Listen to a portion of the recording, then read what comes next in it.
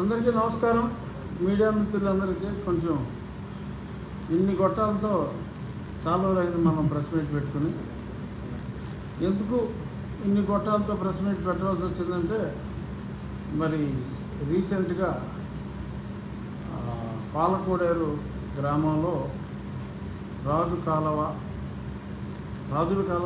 రాస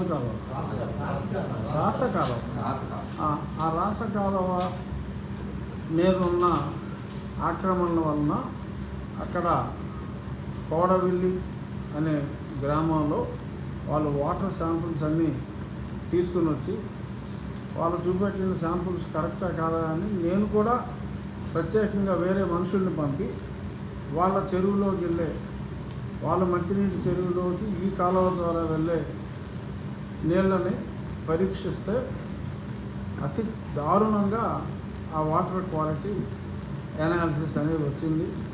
సుమారు 150 గృహాలు వాళ్ళ విసర్జనలన్నీ మరి ఆ కెనాల్లో కలుస్తున్నాయి. కోర్టు డైరెక్షన్స్ కూడా మరి మంచినీటి రక్షణ కోసం ప్రయారిటీ ఉంది. అలాగే కాలువగట్లు, చెరువులు, మంచినీటి చెరువులు వాటి మీద ఆక్రమణలు ఉంటే తొలగించాలి, ఉండకూడదు అని ఉంది. సరే, 40 సంవత్సరాల నుంచి ఎందుకు ఉన్నాయంటే అది నాకు తెలియదు. 40 ఏళ్ళ క్రితం నేను ఇక్కడ లేను. నేను ప్రజాప్రతినిధి అయిన ఎంపీగా ప్రజాప్రతినిధి అయిన వెంటనే నన్ను ఢిల్లీకి తరిమేశారు. సో అంచేత ఎందుకు ఇన్నాళ్ళు ఏం పీకారు అని ఎవరన్నా ప్రశ్నిస్తే మరి నన్ను పీకి ఢిల్లీలో పెట్టారు కాబట్టి నేనేమీ చేయలేకపోయాను. ఇప్పుడు ఎప్పుడైతే ఎమ్మెల్యేగా బాధ్యతలు తీసుకున్నానో ఈ ప్రధాన సమస్య అప్పుడు దుంపగడపతో మొదలైంది. ఈ కాలువల గొడవ, అక్కడ అంతుచిక్కని మరణం, అంతుచిక్కని వ్యాధులు, ఎవరికి కూడా అర్థం కాని వ్యాధులు అన్నీ వచ్చినప్పుడు ఒక కమిటీ చెప్పింది ఏంటంటే, మంచినీటి కలుషితం వలన ఈ ప్రాబ్లమ్స్ అన్నీ వస్తున్నాయి అంటే అప్పుడు బ్యాక్ క్యాల్కులేషన్ చేసుకుంటే ఆకివీడు, ఐబీవరం ఆ రోడ్డు మీద చాలా దారుణంగా అది చిక్కగా తయారై ఆ చెత్త అంతా కూడా ఆ దుంపగడపకి వెళ్ళే మంచినీటి కాలువలో కలిసినందువల్ల అని వస్తే యుద్ధ ప్రాతిపదికన అప్పుడు స్టేట్ సబ్జెక్ట్ అయినప్పుడు అప్పటికి ఎప్పటి నుంచో ఉన్నాయి ఆ గృహాలు. వాళ్ళందరికీ పక్కనే ఉన్న తాళ్ళకోడు అంటే అది విలేజ్ అందులోకి వస్తుంది కదా. తాళ్ళకోడులో వాళ్ళందరికీ ఆల్రెడీ అలాట్మెంట్లు ఉన్నాయి. 10-12 మందికి ఇక్కడ కొత్తగా వచ్చిన వారికి, లేకపోతే వారికి కూడా అన్నీ అలాట్ చేసి వాటిని అన్నింటినీ కూడా వాళ్ళు కోర్టుకు వెళ్ళారు. న్యాయస్థానం కూడా ఇటువంటి మంచినీటి కాలువల మీద వీటి మీద ఆక్రమణలు ఉండడానికి వీల్లేదు అని చెప్పి కోర్టు అనుమతి తీసుకున్న తర్వాత వాటిని తీసివేయడం జరిగింది. అలాగా ఆ మంచినీటిని సోర్సెస్ని కాపాడుకునే ప్రయత్నంలో చాలా గ్రామాల్లో కూడా ఈ చెరువుల చుట్టూ ఈ కాలువల మీద ఉన్న ఆక్రమణలను తొలగించడం జరిగింది. అలాగే ఆ ప్రాసెస్లో ఉండిలో కూడా కొన్ని తీసివేయడం జరిగింది. ఆ తీసివేసే క్రమంలోనే ఒక రోడ్డుకి ఆనుకుని ఆ గట్టు మీద సిపిఎం పార్టీ ఆఫీస్ కూడా ఆక్రమణ ఉంటే దాన్ని కూడా 4 నెలలు అయినట్టుంది తీసేసి దాన్ని కూడా తీసివేయడం జరిగింది. ఆ ప్రాసెస్లో ఆ పాలకోడేరు వాళ్ళకి కూడా నోటీసులు ఇచ్చిన తర్వాత అంచెలంచెలుగా వాళ్ళు కోర్టుకు వెళ్ళారు. ఏదైతే కోర్టు క్లియర్ చేసిందో అది ప్రొసీజర్ ఫాలో అయ్యి తీసివేయవచ్చని ఆ గృహాల మటుకే మొన్న తీసివేయడం జరిగింది. కోర్టు ఆర్డర్ని తూచా తప్పకుండా ఫాలో అయ్యి మిగిలినవి కూడా ఇంకా పెండింగ్లో ఉన్నాయి. వరుసగా 10-15 రోజులు. ఏదేమైనా కోర్టు ఆజ్ఞని జవదాటే ప్రసక్తే లేదు. కోర్టుని నిజాలన్నీ చెప్పి సుప్రీంకోర్టు రూలింగ్స్ కూడా చెప్పి ఈ రకంగా ఉన్నాయి కాబట్టి ప్రజల ఆరోగ్యం ముఖ్యం కాబట్టి వీరందరికీ ఆల్టర్నేటివ్ సైట్స్ కూడా ఇచ్చి యాక్చువల్గా సైట్లు ఇవ్వాల్సిన బాధ్యత లేదు. అయినప్పటికీ కూడా ఒక ప్రజలందరి బాగోగులు చూడవలసిన బాధ్యత ప్రభుత్వం మీద ఉంది కాబట్టి ఆల్రెడీ సైట్లు ఇచ్చిన వాళ్ళకి కాకుండా ఎవరైనా ఉంటే వాళ్ళకు కూడా సైట్లు ఇచ్చే కార్యక్రమం చేసి సైట్లు ఇచ్చిన తర్వాతే వాళ్ళకి లోన్ను శాంక్షన్ అష్యూరెన్స్ ఇచ్చి 2,90,000 గ్రాంట్ ఇవ్వడం జరుగుతుంది. అది చేస్తున్నాం. ఈ ప్రాసెస్లో మొన్న కోర్టు అనుమతి వచ్చిన తర్వాత సుమారు ఒక 50 గృహాలు తీసివేసిన తర్వాత శ్రీనివాసరావు గారు, ఆయన ఎవరో నాకు ముందు తెలియదు, సబ్సిక్వెంట్గా ఆయన కమ్యూనిస్ట్ పార్టీ మార్క్సిస్ట్ రాష్ట్ర కార్యదర్శి అని చెప్పి గతంలో రాఘవాల్ గారు ఇక పెద్దోళ్ళు చేసిన పోస్ట్ అదని చెప్పి ఆయన వచ్చారట. ఆయన వచ్చి కబడ్డా అని ఒక వార్నింగు, అయినా నువ్వు రుణాలు ఎగ్గొట్టి ఈ ఇల్లు తీసే హక్కు నీకు ఎక్కడది అని ఇలాంటి విచిత్రమైన ప్రశ్నలన్నీ వేసి ఏదో నాకు 30 రోజులు ఏదో టైం ఏదో ఇస్తానంటే నేను ఎవరే శ్రీనివాసరావు, నాకు శ్రీనివాసరావు ఎవరో తెలియదు, నేను శ్రీనివాసరావు తెలుసో లేదో కూడా నాకు తెలియదు. ఇక్కడ జరిగింది వేరు, అన్ని రూల్స్ ఫాలో అయిన తర్వాత చేయటం జరిగింది. సో దానికి ఇలాగా ఏదో మోకాలకి బోడుగుండికి కొట్టేట్టినట్టు ఏమా శ్రీనివాసరావు, నా మీద ఏ కేసులు అయితే మోపబడ్డాయో అవన్నీ నా ఎలక్షన్ అఫిడవిట్లో ఉన్నాయి, ప్రజలందరికీ తెలుసు. శ్రీ సాక్షి పేపర్లో ఆ ఎలక్షన్ టైం అంతా ప్రతిరోజు ఒక క్వార్టర్ పేజ్ నాకు కేటాయించేవాడు. సో అందరికీ తెలిసిన ఆయన నా మీద ఏం ఆపాదించబడ్డాయో, ఎందుకు ఆపాదించబడ్డాయో అన్నీ కూడా అందరికీ చాలా స్పష్టంగా తెలుసు. ఇప్పుడు ఈ ఇల్లు తీసేయటానికి ప్రజల ఆరోగ్యానికి అడ్డంకిగా ఉన్న ఇల్లు తీసేయడానికి, ప్రజల ఆరోగ్యానికి ఏమవదో, అక్కడ ఉంటే ఏమైంది, ఎన్నాళ్ళు ఎంతమంది చచ్చిపోయారు అని ఏ లెక్కలో అని చెప్తున్నట్టున్నారు. బట్ నేను ప్రజల ఆమోదంతో ఇది చేయడం జరిగింది. సరే, వాళ్ళకి అది నచ్చి ఉండకపోవచ్చు. నేను ఈ మాట అన్న తర్వాత మరి శ్రీనివాసరావు గారి స్టేట్మెంట్లు శ్రీ సాక్షి ఛానల్లో బాగా వచ్చినాయి. ఆ తర్వాత ప్రతి గల్లీలో కూడా మరి అక్కడ ఉన్న స్థానిక సిపిఎం పార్టీ నాయకులు ఎవరికాడు వార్నింగ్లు ఇస్తున్నారు. కబడ్దారని నిన్న బురిడి ఏంటి ఆ పేరు, బురిడి వాసుదేవరావు, బురిడి ఇంటి పేరేనా, మళ్ళీ అయితే బురిడి అన్నానంటారు మళ్ళీ బురిడి వాసుదేవరావు. మరి గతంలో వాళ్ళ ఆఫీస్ కూడా కాలకట్టుబడి ఉంటే అక్కడే ఉంటాడు అనుకుంటాను. ఆయన ఆఫీస్ కదా, ఓ భీమారావు.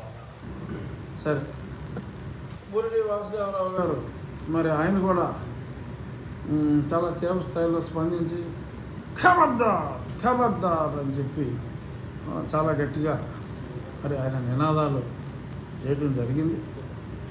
సో ముఖ్యంగా శ్రీనివాసరావు గారు డిమాండ్ ఏంటంటే నేను బేషరతుగా క్షమాపణ చెప్పాలి అని అడిగారు. అంతేనా? మీరు చూసుంటారు కదా. నోరు శుద్ధి చేసుకోవాలి, ఇలాంటి మాటలు డిప్యూటీ స్పీకర్ మాట్లాడటానికి ఓకే, నేను ఓకే నోరు శుద్ధి చేసుకోవాలి అన్నా. బేషరతుగా క్షమాపణ కూడా అడిగారు కదా, అడిగారు కదా.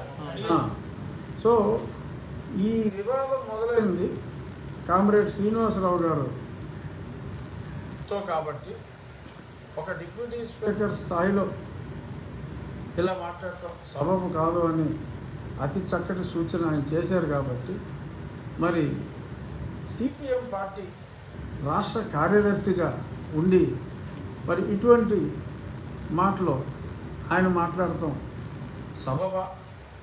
మరి ఆయన హోదా చిన్నదని ఆయన అనుకుంటే నేనేం చేయలేను. సిపిఎం పార్టీ రాష్ట్ర కార్యదర్శి అంటే అది పెద్ద పదవి. అకార్డింగ్ టు మీ, నాకు అసలు కార్యదర్శి ఎవరో కూడా నాకు తెలియదు. నిన్న నారాయణ గారు రాఘవల్ గారితోనే ఈ మన రామకృష్ణ గారు ఇలా కొన్ని పేర్లు నాకు అంటే వ్యక్తిగతంగా కూడా వారితో పరిచయం ఉంది కాబట్టి నాకు తెలుసు తప్ప ఈ శ్రీనివాసరావు గారిని నేను ఎప్పుడు ఆయన పేరు వినలేదు, ఆయన్ని చూడలేదు. ఎందుకంటే మొన్న ఎన్నికల్లో పోటీ కూడా చేయలేదు. ఆయన పోటీ చేశారా తెలియదు, ఎక్కడ పేరు కూడా వినలా. సో నాకు తెలియదు కాబట్టి ఎవరో శ్రీనివాసరావు, మా లోకల్ శ్రీనివాసరావే అనుకుని ఆ లోకల్లో రవికుమారు చాలామంది మాట్లాడుతూ ఉంటారు కదా, నేను అలా అనుకుని ఏంటి ఇంత మాట అన్నాడు ఆయన అని చెప్పి ఎవరయ్యా శ్రీనివాసరావు అని అన్నమాట వాస్తవం.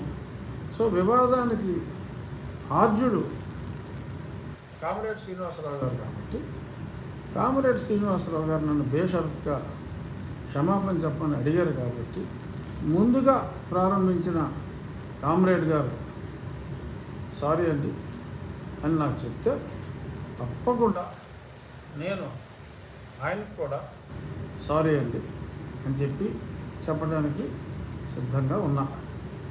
మరి ఆర్జుడైన ఆయన మరి నోరు కోసినట్టు మాట్లాడేసి నన్ను సారీ చెప్పమని అడిగితే మరి ఎలా చెప్పగలను? సారీ ఏదో రామనగర్ సినిమాలో నాగేశ్వరరావు సావిత్రి అంటారు సారీ అన్నాక అంత ఈజీగా సారీ అని నేను అనలేను. ఆయన ముందు ఆయన కాబట్టి ఆయన నాకు సారీ చెప్తే నేను సారీ చెప్తాను. ఇది ఆయన వరకు నా వరకు. ఇంకా ఈ బురుడీలు ఈ శేషాలు ఇంకెవరైనా హ్యాపీగా నిరభ్యంతరంగా ప్రతి గల్లీలోనూ నా దౌర్జన్యాలు నశించాలి, రఘురామకృష్ణరాజు బర్తరఫ్ చేయాలి, స్పీకర్ పదవి నుంచి డిప్యూటీ స్పీకర్ పదవి నుంచి చంద్రబాబు నాయుడు గారు వెంటనే తొలగించాలి. హ్యాపీగా ప్రతి గల్లీలోనూ మాట్లాడి ఊళ్ళోనే కాదు మరి నేను చూశాను తాలిపల్లిగూడెం, పాలకొల్లు, ఆచంట ఆ జిల్లాకి ఇచ్చారు. మరి అది న్యాయం కాదు. రాష్ట్రం మొత్తం కూడా అటువంటి నినాదాలు వినిపించండి, తప్పులేదు. ఎందుకంటే నేను చేస్తున్నది మంచిగా చెడ్డ అన్నదే రాష్ట్ర ప్రజలే నిర్ణయిస్తారు. ప్రజల ఆరోగ్యం కోసం నేను కోర్టు అనుమతితో చేస్తున్న ఈ కార్యక్రమం మంచిదో కాదో రాష్ట్ర ప్రజలు కూడా నిర్ణయం తీసుకోవాలంటే మీ ఇష్టం. మీకు ఒకసారి చెప్తే నేను మీకు సారీ చెప్తాను. శ్రీనివాసరావు గారికి ఇక్కడికి ముగిందామంటే ముగించేద్దాం. లేదు నేను చెప్పేదే లేదు అని అనుకుంటే మీ ఇష్టం.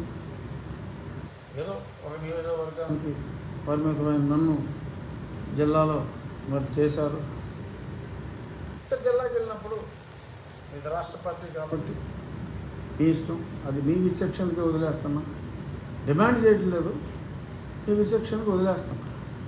అది దీని వరకు శ్రీనివాసరావు గారి ఇష్యూ అంటే రోజు పేపర్లో చంపేస్తున్నారు. అన్ని పేపర్లలో ఇదిగో ఎలాగ మన శ్రీనివాసరావు గారు ఎలా అన్నారు, ఆ శ్రీనివాసరావు గారిని చూసి బురుడి గారు ఎలా అన్నారు. నేను ఎవరో న్యాయవాదులట పొద్దున్న పేపర్లో చూశాను. మరి సిపిఎం న్యాయవాదులు మరి ఏ న్యాయవాదులో నాకు తెలియదు. వాళ్ళు కూడా వార్నింగ్ ఇస్తున్నారు. ఎందుకు చెప్తారు? ఆడు వార్నింగ్ని ఎవరు పట్టించుకుంటారు? నా కార్యక్రమం నేను చేస్తా. మళ్ళీ సిపిఎం వాళ్ళకి షెడ్యూల్ ఇస్తున్నా. ఇంకో 15 రోజుల్లో కోర్టు అనుమతి వచ్చిన తర్వాత డెఫినెట్గా మళ్ళీ మిగిలిన గృహాల తొలగింపు కూడా న్యాయబద్ధంగా జరుగుతుంది. ఇంకా చాలా చోట్ల ఆక్రమణలు ఉన్నాయి. ఆక్రమణలు ఉన్న ప్రతి దగ్గర నేను ఆల్టర్నేటివ్ సైట్ ఇస్తాను. ప్రభుత్వం తరఫున వాళ్ళకి లోన్ శాంక్షన్ అవుతుంది, వాళ్ళ లేఅవుట్ అభివృద్ధి చేస్తారు. అందాక మరి టెంపరీగా అడ్జస్ట్ అవ్వాలి ఎక్కడైనా సరే.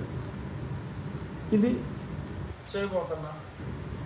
ఎందుకంటే ముందే చెప్పడం మంచిది కదా. అడ్డంటే నాకు తెలియకుండా అయిపోయిందని చెప్పి అయిపోయిన తర్వాత వచ్చి పొయ్యిలు పెట్టి ఫోటోలు తీసి ఏమో ఇల్లంతా కొట్టేసిన తర్వాత పొయ్యి మీద ఆ టమాటాలు గిమాటాలు అలాగే ఉంటాయా? ఇల్లు అంతా పడిపోయి పొయ్యి మీద టమాటా కింద పడిపోదా? పొయ్యి ఎలా ఉంటుందా? పొయ్యి మీద ప్లేట్ ఉంటుందా?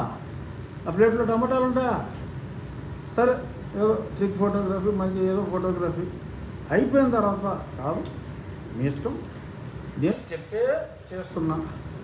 అందరికీ చెప్పే చేస్తున్నా, ప్రజల సంపూర్ణ ఆమోదంతోనే చేస్తున్నా.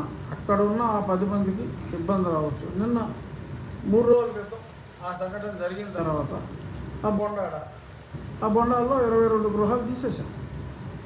అది జరిగిన తర్వాత తీసి వాళ్ళందరికీ వేరే దగ్గర ఆల్టర్నేటివ్ సైట్లు కాకుండా ఇంకా వేరే ఆల్టర్నేటివ్ కూడా ఆలోచించి ఆ సైట్లు కాకుండా గ్రామస్తులతో మాట్లాడి ఆల్టర్నేటివ్ ప్లాన్ చేసుకున్నాం. అంత సుఖంగా అయింది. ఎందుకు?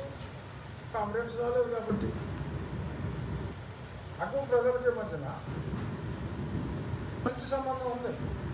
సో దాన్ని మరి ఇలాగా కామ్రేడ్స్ వచ్చేసి వాళ్ళని రెచ్చగొట్టేసి వచ్చిన వాళ్ళకల్లా ఫోటోలు ఇచ్చేసి లాయర్లు వస్తారు, మళ్ళీ నిన్న ఫోటో పేపర్లో మహిళలు లాయర్లకు హామీ నా దమనకాండని అరికడతారట. రండి నా దగ్గరికి రండి, వాళ్ళ దగ్గరికి ఫోటోలు నాతో ఫోటోలు రండి, నేను చేస్తాను. నేనేం చాటుగా చేయట్లేదు వ్యవహారం. కోర్టుకి వెళ్ళి ఏంటి ఆ కెనాల మీద ఎంతమంది మంచినీటికి ఆధారపడి ఉన్నారు, వీళ్ళకి ఎటువంటి ఇబ్బంది లేదు, వీళ్ళకి ఆల్టర్నేటివ్ సైట్లు కూడా ఇస్తున్నాం అని ఇంత ఎక్స్ప్లెనేషన్ చేసిన తర్వాత, ప్రజా సంక్షేమం కోసం చేసిన తర్వాత మళ్ళీ దీనికి లేనిపోని ఆరోపణలు, ఎవరు ఆక్రమించారు, ఆక్రమణలు ఏం చేశారని అన్నీ కూడా మీకు అందరికీ తెలుసు. ఇప్పుడు ఇక్కడ ఈ రోడ్డు, ఈ పెదమేరం రోడ్డు మీద ఎంత ఆక్రమణలు కొట్టేశాము. ఇప్పుడు వేరే ప్రభుత్వ ఆఫీసులకి అంటున్నారు అక్కడ 3.5 ఎకరాలు ఎప్పటి నుంచో 40 ఏళ్ళ నుంచి ఆక్రమించుకున్నారు, కొట్టేశాం కదా. అది పెద్ద ఇల్లే ఉన్నాయి అక్కడ, ఈ పెద్ద ఫ్యాక్టరీలు ఉన్నాయి, హాస్పిటల్స్ ఉన్నాయి, మొత్తం అన్నీ కొట్టేశాం. ధనిక భేదం లేదు. రఘురామకృష్ణరావు గారు ఓన్లీ బెదవాళ్ళు ఇల్లే కొడతాడు, ధనికుల జోలికి వెళ్ళడం అనుకుంటే అంతకంటే రాంగ్ ఎలిగేషన్ ఇంకోటి లేదు. చూడండి ఎన్ని పెద్ద బిల్డింగులు మనం తీసేయడం జరిగిందో మీ కళ్ళ ఎదురకుండా పక్కనే సజీవ సాక్ష్యాలు ఉన్నాయి. చాలా పొలాలు కాలువ గట్ల పక్కన ఆ బండికి తెల్లం చెరువులు తవ్వేసి 35 అడుగులలో ఆక్రమించుకున్నారు. అందరికీ నోటీసులు ఇచ్చాం. రేపు ఈ క్రాప్ అయిన వెంటనే రీబండ్ వేసుకుని ఇదంతా ఖాళీ చేయాలని చెప్పి ఎంతమందికి నోటీసులు ఇచ్చాం. సో అన్నీ ఎక్కడ ఆక్రమణలు ఉన్నా సరే దృష్టికి తీసుకురండి, ఆక్రమణలన్నీ తొలగిద్దాం. కామ్రేడ్స్కి నా విజ్ఞప్తి ఏంటంటే ఎక్కడైనా పొలాలు ఇటువంటి ఆక్రమణలు ఉంటే మీరు నా దృష్టికి తీసుకురండి. దాన్ని తొలగించకపోతే నన్ను ప్రశ్నించండి. నేను ధనిక పక్షపాతిని అనే ఆరోపణలు అప్పుడు చేయండి. నేను కొట్టేసినవి ధనికులు ఇవి, కోటీశ్వర్లు ఇవి చాలా ఉన్నాయి. మరి ఓన్లీ పేదలనే కొడుతున్నారని చెప్పి ఈ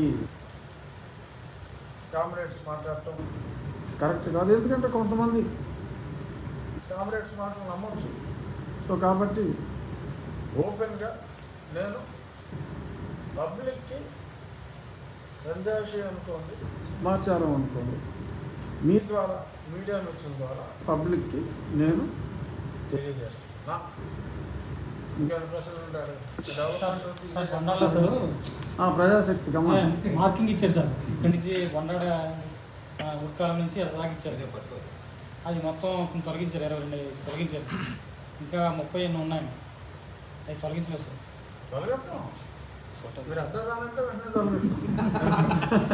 సార్ ప్రధానంగా కాలుష్యానికి ఆహ్వానించి వస్తున్నటువంటి వస్తున్నారండి. అవి వదిలేయటం వల్ల పంట కాలం కూడా పాడైపోతాయని చెప్తున్నారు.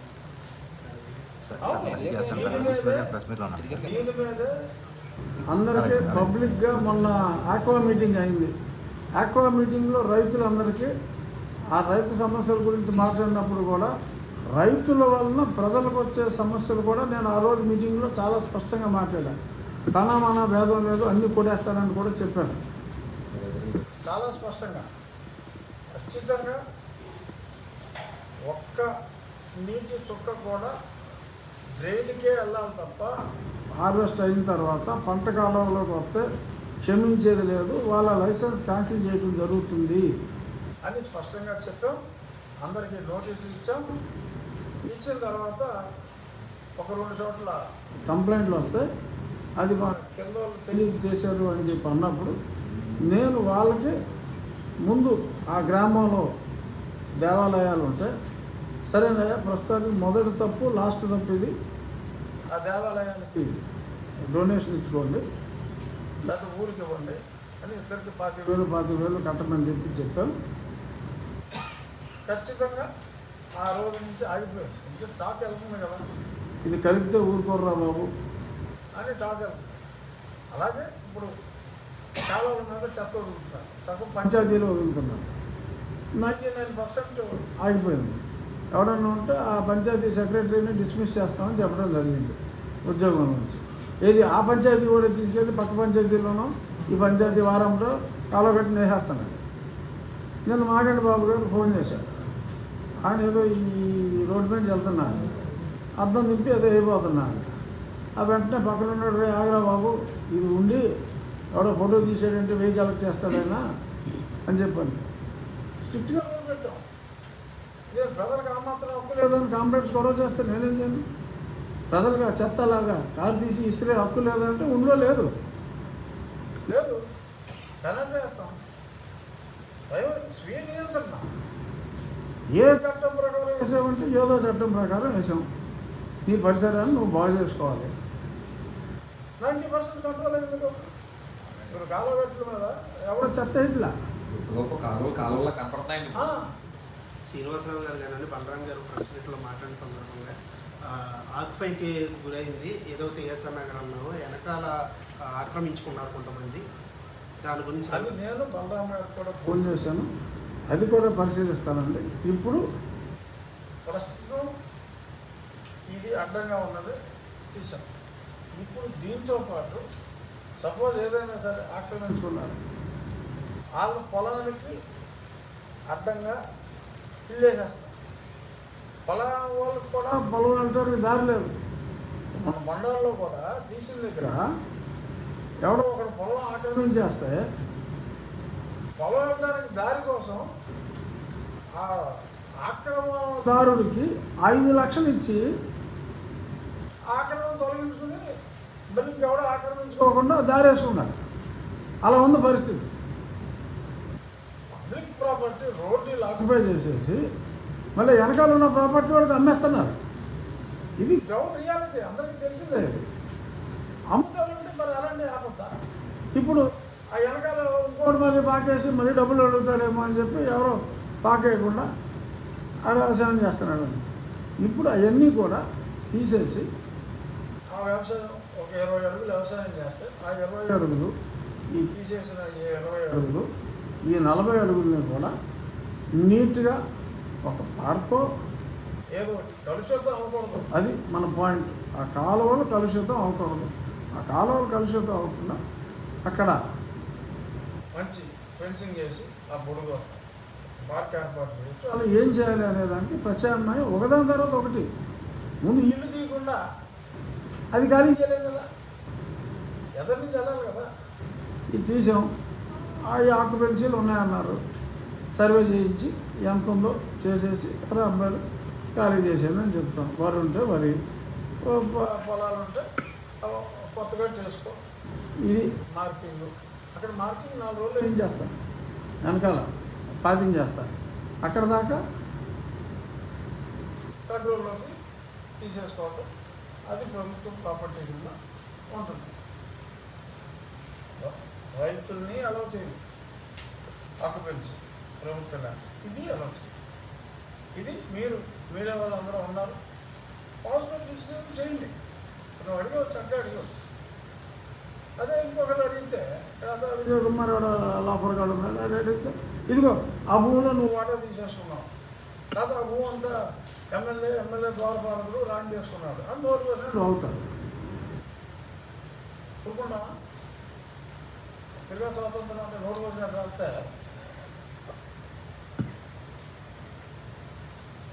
ఇది చర్యలు ఉంటాయి. ఇప్పుడు మీడియాలో ఏదైనా అంటే పత్రికాధిపతుల మీద వేస్తున్నారు కదా, పరువు నష్టం రావాలి కడుతున్నారుగా చాలామంది కోర్టులు తిరుగుతున్నారు. పెద్ద పెద్ద టైమ్స్ ఆఫ్ ఇండియా లాంటి వాళ్ళు కూడా కొన్ని కేసులు ఉంటాయి వాళ్ళ మీద.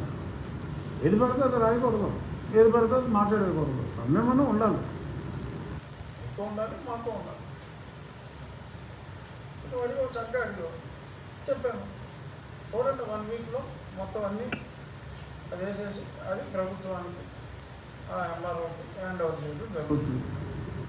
ప్రజలందరికీ ఉపయోగపడేలాగా ఆ ప్రాంతం పరిశుభ్రంగా ఎలా ఉంచాలి అనే దాని మీద చర్యలు తీసుకుంటాం. ఏ ఒక్కరికి ధనిక భేద తేడా అయితే నాకు ఏమాత్రం లేదు. రూల్స్ వరకు వచ్చేటప్పటికి పారిశుద్ధ్యం, ప్రభుత్వ భూముల ఆక్రమణ వరకు వచ్చేటప్పటికి అరే వీటి గురించే మాట్లాడతాను తప్ప శ్రీనివాసరావు గురించి మాట్లాడదు తప్ప మరి నాకు ఎప్పుడు ఒక కితాబ్ ఇవ్వలేదు. నేను ఇన్ని కాలంలో బాగు చేయించాను. ఆ మొత్తం 65 గ్రామాలకి మైక్రో ఫిల్టర్లో పెట్టిస్తున్నాం. సగం ఊర్లు అవి ప్రతి 3 రోజులకి 4 రోజులకి ఒకటి ఓపెన్ చేస్తున్నాం. ప్రజలందరూ హ్యాపీగా ఉన్నారు. అక్కడ మంచి మాట చెప్పి తప్పంటే ఏదో గుడిలో వల్ల ఆనందంగా ఉంటుంది. చేసిన మంచి గురించి ఏ కామరేడు మాట్లాడతా వాళ్ళకి తప్పు అనిపిస్తే మనకు మీడియాకి వచ్చేసి నోరు కోసినట్టు మాట్లాడేస్తారా? కరెక్ట్ కాదు. ఇంకా ఓకే, చాలాసేపు అయిపోయినట్టు. Thank you.